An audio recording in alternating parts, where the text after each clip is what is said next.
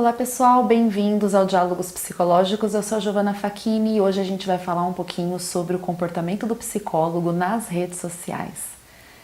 Um tema bastante delicado, levando-se em conta que a gente não tem nenhum tipo de regulamentação para esse tema ainda, né? Isso é muito recente.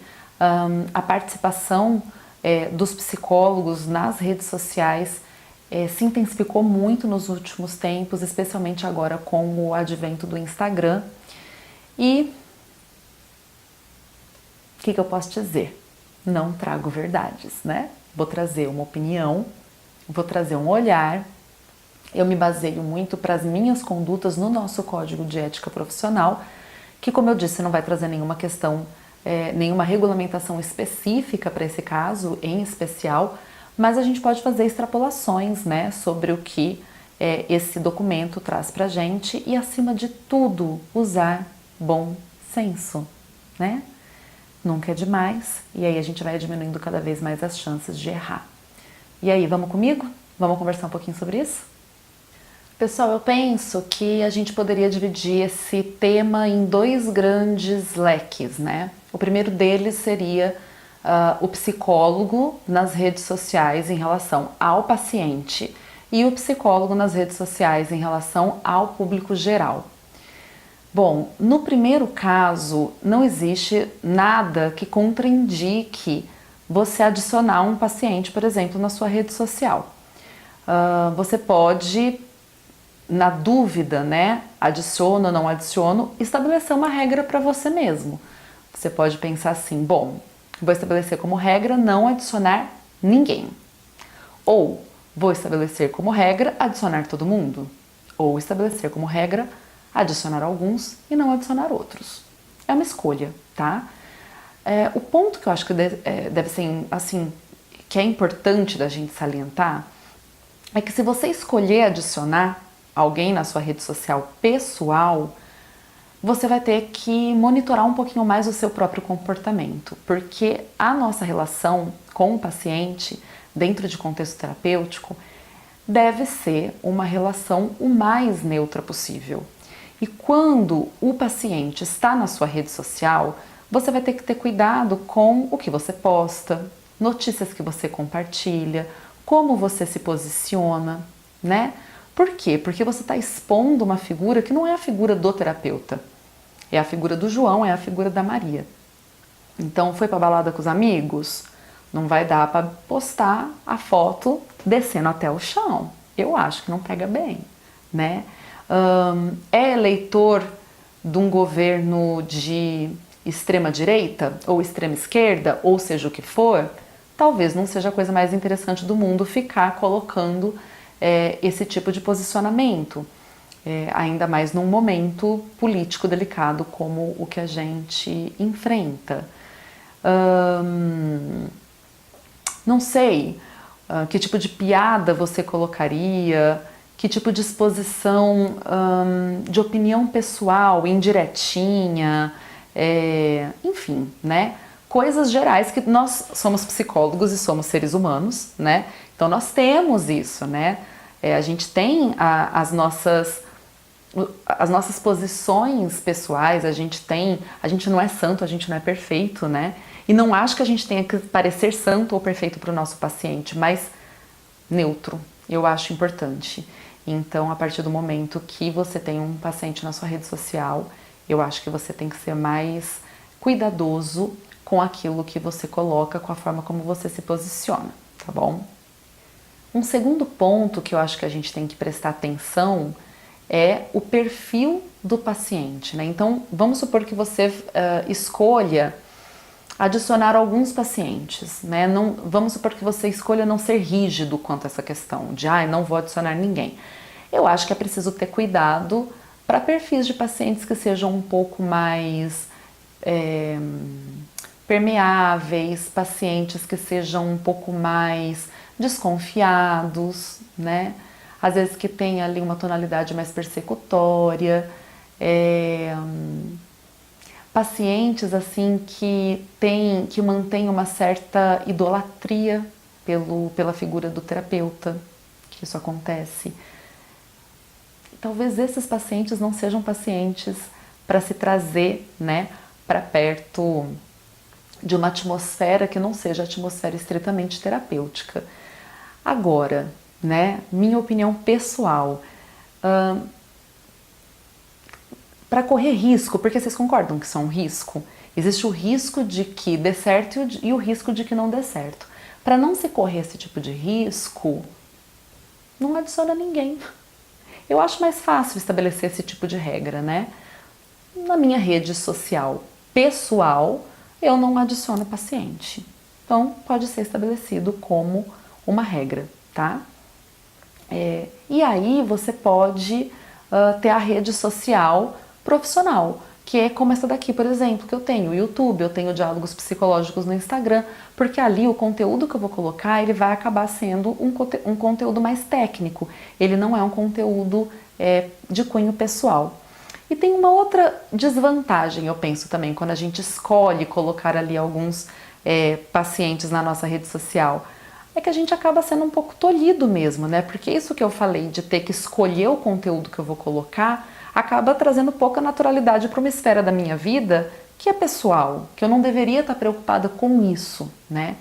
Então, como eu disse, não existe uma regra, não existe um certo ou errado, mas existe bom senso, existe uma parcimônia e existe, acima de tudo, uma escolha, né? E essa escolha vai trazer consequências. Então, tem que pensar bem para pesar, dosar essas consequências, né? E fazer uma escolha que leve em conta a preservação da relação terapêutica, mas também a preservação da minha vida pessoal, das minhas vontades, do que eu tenho vontade de fazer na minha rede social ou não. Eu postei um vídeo aqui que falava sobre cobranças em psicoterapia e lá eu questionei um aspecto que era o aspecto da assertividade. Eu acho que vale a pena ressaltar aqui de novo. Então, quando eu trouxe essa questão das mídias sociais, das redes sociais aqui pra gente fazer esse vídeo, foi porque muitos questionamentos apareceram no Instagram, mas eram questionamentos, muitos deles com angústia, sabe? Tipo, mas eu posso, mas eu não posso. Não tanto uma curiosidade, mas uma coisa angustiante mesmo. Pode ter sido impressão minha, mas me passou um pouco disso. E aí, de novo, né, eu coloco, o problema está sendo falar não? Ou o problema é de fato assim, é certo ou errado adicionar? Devo ou não devo adicionar? Tá, isso é uma dúvida. Agora, vocês estão com dificuldade de dizer não para o paciente? Preocupados com o que o paciente vai pensar, se o paciente vai se sentir rejeitado? É isso? Porque sempre que for isso, vocês precisam se voltar para vocês mesmos, né? E tentar corrigir um pouco dessa questão da habilidade social. Então, se eu escolho, por exemplo, não adicionar nenhum paciente, a minha rejeição vai ser para todos, mas um desses pacientes pode chegar até mim e falar assim: eu te adicionei lá no Face, por que você não me aceitou? E eu posso responder para ele: eu não aceito nenhum paciente na minha rede social, por isso que eu não aceitei. Né? Porque a nossa relação ela é aqui dentro dessa esfera terapêutica e não é interessante a gente extrapolar a neutralidade que é necessária para essa relação. Então, explicar, né, para o paciente de um jeito simples, né, cuidadoso, delicado, assertivo, o porquê de não estar sendo aceito na rede social. Aí a gente tem o segundo grande leque aí, né, que seria o psicólogo nas redes sociais, frente ao público geral, que é o que eu estou fazendo aqui, né? Que é o que eu faço lá no Diálogos Psicológicos e o que eu vejo muitas pessoas fazendo cada vez mais, né, nos dias de hoje, que são as páginas profissionais. Aí, nesse quesito, né, o conteúdo ele acaba sendo mais técnico, o conteúdo ele acaba sendo mais voltado para o público da psicologia, ou não, né? Ou curiosidades gerais da psicologia que possam atingir um público, não sei, com potencial retorno para o contexto clínico, com potencial retorno enquanto clientes, pacientes, né? Cada um usa como uma estratégia aí específica. Eu uso a rede social profissional com esse objetivo informativo, de esclarecimentos, né? Educativo. Agora, já teve pessoas que me perguntaram sobre eu achar vantajoso ou não desse ponto de vista do retorno de clientes, né? E aí, eu não sei dizer exatamente, né? Eu não sei se já existe algum estudo que fale sobre isso, alguma pesquisa, mesmo que informal, mas eu acho que o importante mesmo é quando a gente cria uma rede social profissional, então ou voltada para o público da psicologia ou voltada para o público geral, é importante a gente se atentar para a produção de conteúdo, né? Uma vez eu falei num dos stories que eu achava que isso num vídeo do YouTube, que eu achava que isso não adiantava, no vídeo que eu fiz sobre dicas para início de carreira. E eu tive algumas pessoas que entraram em contato comigo dizendo, não, Gi, adianta sim. Eu falei que não adiantava ficar tipo repostando frases, só fazendo esse tipo de ação. E teve gente que me disse que adianta, que teve paciente que chegou porque seguia na rede social uma pessoa que ficava reproduzindo. Não estou menosprezando isso de jeito nenhum, quando eu falo só isso, né? Mas na minha cabeça isso não seria suficiente. E teve gente que disse que sim, que foi suficiente, que teve retorno de cliente mesmo, né? Chegaram pacientes por conta desse tipo de produção de conteúdo, de reprodução de conteúdo, perdão. Então, assim, ok também, não está fazendo nada de errado, citadas todas as fontes, está tudo certo. Eu gosto mais dessa vertente da produção de conteúdo, é mais a minha cara, né? Não sinto que isso me traz exatamente um retorno para o consultório, mas traz uma coisa que eu gosto muito, que é esse contato, né? Entre profissionais, essa troca. Então, é isso, né? As redes sociais voltadas para o público geral vai ter esse caráter de conteúdo mais técnico, com produção ou reprodução de conteúdo e com objetivos distintos, né? O objetivo de atrair mais clientela, o objetivo de se comunicar com os pares, enfim, ou outro objetivo qualquer aí que alguém sinta que tem fazendo uso da rede social para esse público mais amplo. Ainda em relação a esse ponto, né, do público geral, eu queria chamar atenção para um cuidado extra quando a gente faz produção de conteúdo com sigilo, né? Então, exposição de casos, falas de pacientes, troca de ideias levando em conta um conteúdo original de sessão, realmente ter o cuidado de não expor a figura do paciente, porque isso seria uma falta ética bastante grave.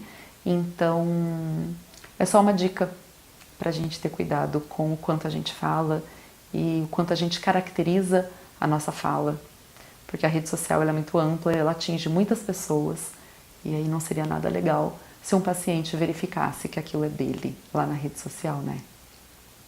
Tem um ponto também que talvez escape um pouco desses dois que eu coloquei, mas que eu não consigo não comentar, porque eu acho que até no Instagram, quando eu lancei a enquete, eu acabei sendo um pouco motivada por uma imagem que eu vi na minha rede social e que eu já presto atenção nisso há algum tempo, né? Na exposição que alguns psicólogos fazem da sua própria figura na rede social, com fotos muito sensualizadas, por exemplo. Sensualizadas que eu falo nudes mesmo, sabe? Tampando ali um seio, mostrando curva de bumbum, coisas assim, numa rede aberta, né? Eu acho até estranho falar porque eu acho tão fora da curva, mas se acontece é porque talvez fuja da crítica, né, de algumas pessoas. Então, parece óbvio, mas se fosse tão óbvio eu acho que não aconteceria. Então eu queria só ressaltar coisas desse tipo, né? Foto de WhatsApp, por exemplo.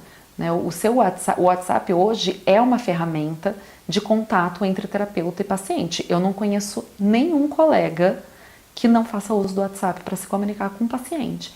Que foto que está no seu perfil? É uma foto de zoeira? É uma foto muito sensual? Né? É uma foto... Você é homem, tá sem camisa? Eu vi uma vez de uma colega e eu dei um toque. Eu falei, né? Tipo, os peitos estavam muito à mostra. Giovana, você está sendo puritana. Eu não estou sendo puritana, né? É uma questão da figura, né? Do que você tem que transmitir para o seu paciente. E a questão da neutralidade, ela está presente. Ela tem que estar presente. E quando a gente faz isso, a gente fere a neutralidade. A gente adiciona a nós, né, uma outra roupagem, né? A gente agrega alguns valores que não são exatamente os valores que a gente deveria agregar para esse tipo de situação, para um tipo de situação que é profissional e que exige, né, essa figura de neutralidade. Então, que foto que você coloca no seu WhatsApp? Que tipo de foto você está publicando nas suas redes sociais, né?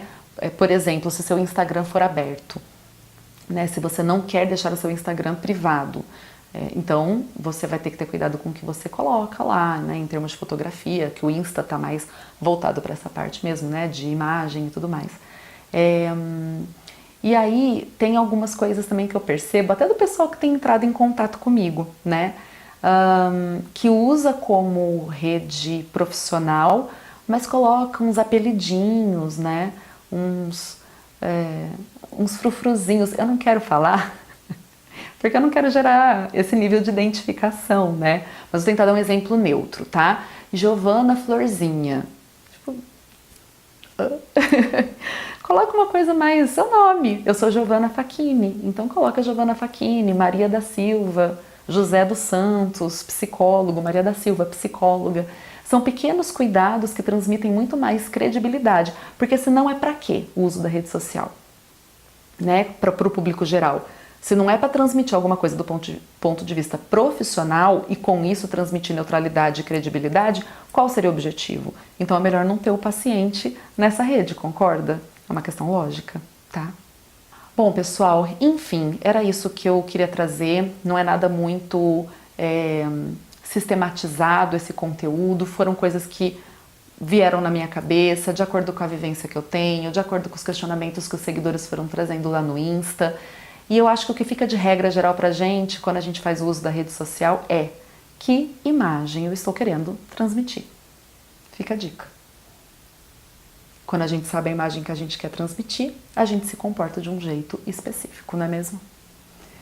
Pessoal, é isso. Muito obrigada pela companhia de vocês em mais esse vídeo. A gente se vê no próximo e nas redes sociais. Segue a gente lá no Facebook, no Instagram.